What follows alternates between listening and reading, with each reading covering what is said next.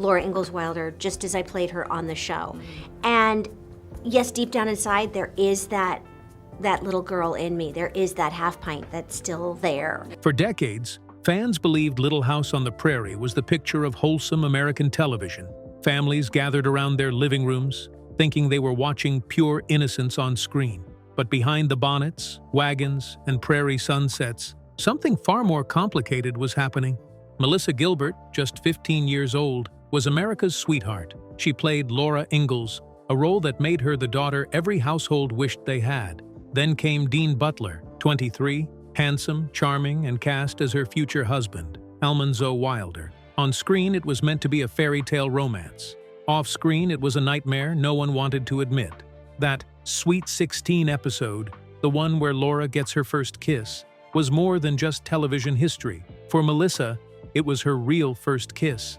No dates, no high school dances, no private moment shared with someone her own age. Instead, she had to do it under hot studio lights, with nearly 100 crew members staring, cameras rolling, and her mother silently crying in the shadows. Dean later admitted he was terrified. He knew she was just a girl. He knew it was wrong. But producers demanded romance, and the scripts left no room for mercy. Viewers were divided. Some swooned, others were horrified. Letters poured in, calling the pairing uncomfortable and inappropriate.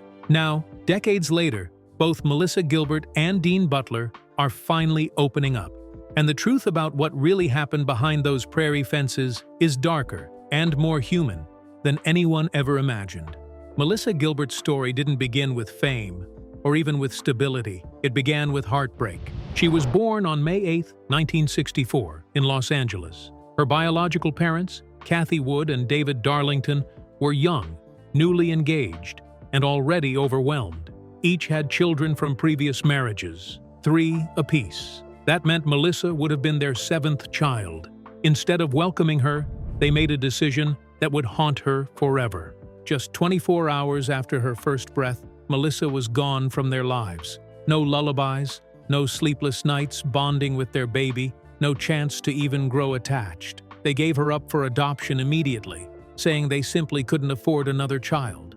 Melissa never spent a single full night with the people who created her, but fate had other plans. She was taken in by actor and comedian Paul Gilbert and his wife, Barbara Crane, a dancer and actress. To the world, this looked like a miracle. A baby rescued into a world of opportunity, surrounded by creativity and love. Yet for Melissa, that instant separation left a scar. Years later, in her memoir Prairie Tale, she would admit the truth. A large part of my life has been an illusion. Even though she had loving parents, she always carried the quiet weight of being unwanted at birth. Before she ever stepped foot on a set, Melissa's life was already shaped by abandonment, loss, and a desperate search for belonging. Paul Gilbert wasn't just Melissa's adoptive father. He was her anchor. To her, he wasn't the man who took her in. He was Dad, her safe place, her entire world. And that world came crashing down far too soon. On February 13, 1976, Melissa was only 11 years old when she was told her father had died. The story given to her was that he had suffered a stroke. It made sense. He'd had one before. The explanation, though devastating, seemed believable. She grieved. She tried to move forward, but she never really understood what had happened. For decades, Melissa carried that version of the truth, until at age 44, she discovered the reality.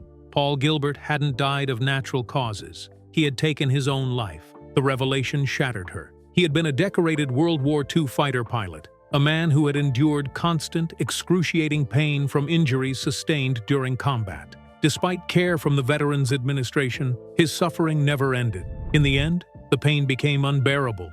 Melissa learned this not from family, but through her own determination. She hired a private investigator, desperate for answers that no one had ever given her. When the truth finally surfaced, it nearly broke her. She later admitted to Oprah that she could barely function for weeks. The one man who had made her feel wanted, the father who had saved her from abandonment, had left by choice. For Melissa, it was a wound that never fully healed. Melissa Gilbert wasn't just raised in a family, she was raised in show business. Her adoptive mother, Barbara Crane, was the daughter of Hollywood heavyweight Harry Crane. And Harry wasn't just any writer. He was the mind behind The Honeymooners, the man who reinvented the Dean Martin show with the now legendary celebrity roasts, and a scriptwriter for the Oscars, the Emmys, even the Golden Globes. His fingerprints were on some of television's biggest stages, and that legacy flowed straight into Melissa's childhood.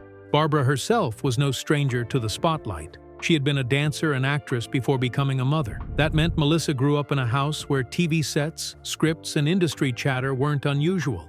They were part of daily life. Red carpets and rehearsals weren't distant dreams. They were family business, and Melissa wasn't alone. In 1967, Paul and Barbara adopted another child, Jonathan Gilbert, who would later star alongside Melissa on Little House on the Prairie. Barbara remarried years later and had another daughter, Sarah, who would go on to find fame herself as a star on Roseanne. It was a family where performing was practically in the DNA. For Melissa, this didn't feel like pressure. It felt like normal life. She wasn't chasing fame. She was living in an environment that treated the entertainment industry as natural as breathing.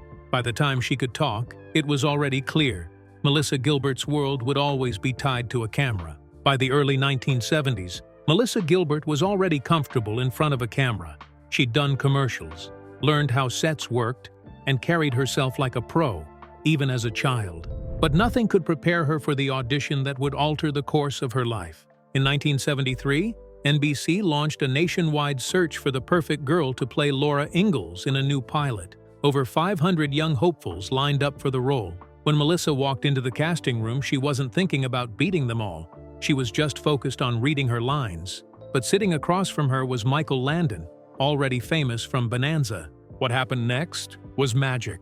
Landon later said Melissa didn't feel like she was acting. She was Laura. She brought an honesty, a rawness that couldn't be taught. He saw something in her no one else could match. Melissa herself had no idea who Landon was. She hadn't watched Bonanza and wasn't starstruck. That lack of polish, that simple authenticity was exactly what made her stand out. To her, he wasn't a Hollywood icon. He was just Pa. The way she found out she got the role was just as surreal. At school, a classmate named Leslie Landon, Michael's real daughter, walked up and said, "My dad picked you." No studio announcement, no grand phone call, just a hallway moment that would shape the next decade of Melissa's life. Her childhood was about to become America's weekly viewing tradition.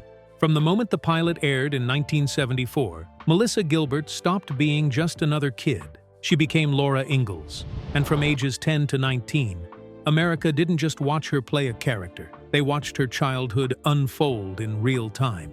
At its peak, Little House on the Prairie drew over 20 million viewers every week. That meant Melissa's growing pains, losing baby teeth, getting taller, even hitting puberty, all played out in front of an audience bigger than some entire countries. No child actor had ever been so closely observed for so long.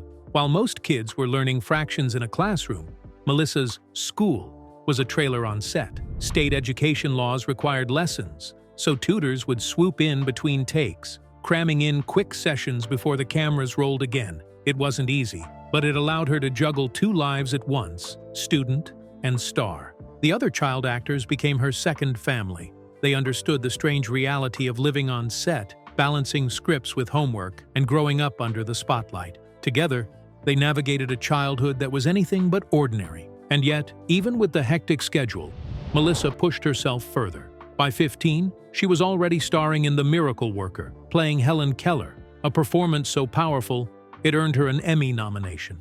A year later, she took on Anne Frank. These weren't cute roles designed to showcase a child star. They were emotional, difficult, and adult, and she delivered. Melissa wasn't just America's little girl. She was becoming one of its most serious young actresses. By season 6, Little House on the Prairie was ready to give Laura Ingalls her great romance. That's when Dean Butler entered the story. He was 23, college-educated, with the confidence of a young man ready for Hollywood. Melissa Gilbert, meanwhile, was just 15, still in high school, still finding her footing as a teenager. The casting raised eyebrows immediately. Even Dean later admitted the age gap felt like the Grand Canyon. Yet, the producers pressed ahead. Family-friendly television or not, Laura's story required Almanzo, and Butler had landed the part. Melissa's reaction wasn't excitement, it was dread. She admitted she felt fear, anger, even nausea. She had imagined acting opposite a boy her age, someone who knew what it meant to be a teenager. Instead, she was expected to play love scenes with a man. The infamous moment came in the episode Sweet 16. On paper, it was just Laura's first kiss, but in reality, it was Melissa's too. She had never kissed anyone before. No high school crush, no secret romance, just a scripted moment under glaring lights, with nearly 100 crew members watching every move. Dean later confessed he was nervous too. He knew she was a child. He knew it would never be allowed today. But back then, there was no debate. The kiss had to happen.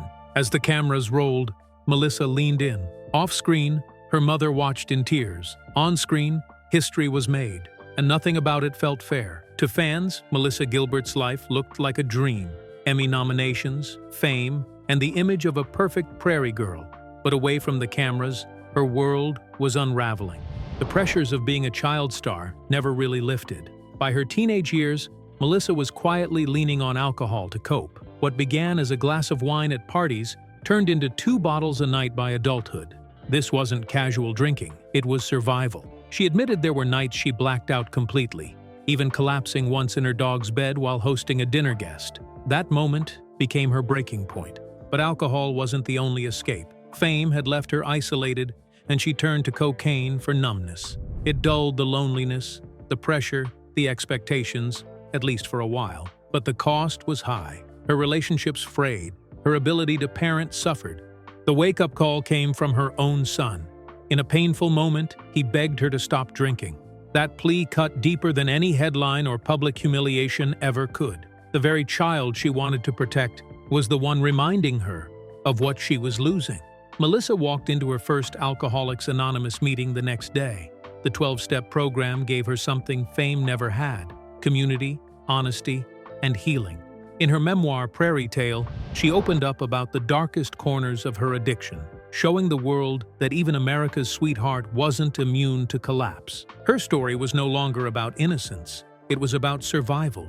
If Melissa Gilbert's childhood had been complicated, her adult relationships were downright stormy. Her first marriage, to actor Bo Brinkman, spiraled into a cycle of betrayal, abuse, and heartbreak. Brinkman's drinking matched Melissa's, fueling explosive fights. But the worst wound wasn't just the alcohol, it was the infidelity. One of the most painful betrayals came when Brinkman allegedly had an affair with Shannon Doherty, Melissa's former Little House co-star. Doherty had once looked up to Melissa like a big sister. Now she had become the wedge that drove her marriage further into the ground. And Brinkman didn't stop there. Melissa later revealed that just 2 months after giving birth via C-section, she walked downstairs to find her husband with another woman, a sex worker he had brought into their home. Melissa endured 6 years of this turmoil before finally breaking free, but the scars stayed. For years, she questioned whether real love was possible. Then in 2013, she found her answer in Timothy Busfield. Unlike her previous marriages, this wasn't about chaos or drama. It was about partnership. Together they built a life in upstate New York, far from Hollywood. She called it the first time she truly felt at peace in a relationship. But Melissa's story wasn't only about romance. In 2001, she shocked Hollywood by becoming president of the Screen Actors Guild. One of the youngest women ever to hold the role, she steered the union through turbulent strikes, proving she wasn't just a star, she was a fighter for performers' rights. By her 50s, Melissa Gilbert had lived several lives: child star, struggling addict, union leader, political candidate, wife, and mother. But perhaps her greatest chapter was Reinvention. In 2015, she made a decision that symbolized her fight to reclaim herself. She had her breast implants removed. For years, Hollywood had convinced her that youth and beauty were survival tools. Botox, fillers, surgeries. She chased an image that never felt real. One day she looked at herself and realized she had become a caricature. Her husband, Timothy Busfield, gave her something the industry never had: unconditional acceptance. With his support, Melissa chose authenticity over appearances. She put those lessons into her memoir, Prairie Tale, where she bared everything: the addiction, the heartbreaks, the humiliations, and the strength it took to survive them. It wasn't just a book. It was a declaration that her past no longer owned her. And then came the moment fans had waited decades for: the 50-year reunion of Little House on the Prairie. In 2024, Melissa Gilbert and Dean Butler stood side by side, not as teenage sweethearts forced into scripted romance, but as adults who had weathered the storm of fame. They laughed, they remembered, they honored what the show meant to millions. For the first time, Melissa spoke openly about the discomfort of those years. Fans were stunned, but also grateful. Her truth turned nostalgia into something deeper, a reminder that even America's most beloved little girl had to fight for her identity. Melissa Gilbert's legacy isn't just Laura Ingalls. It's resilience, honesty, and survival. If Melissa's journey shocked you, wait until you hear what really happened to other child stars from the golden age of television. Click here to uncover the hidden stories Hollywood never wanted you to know.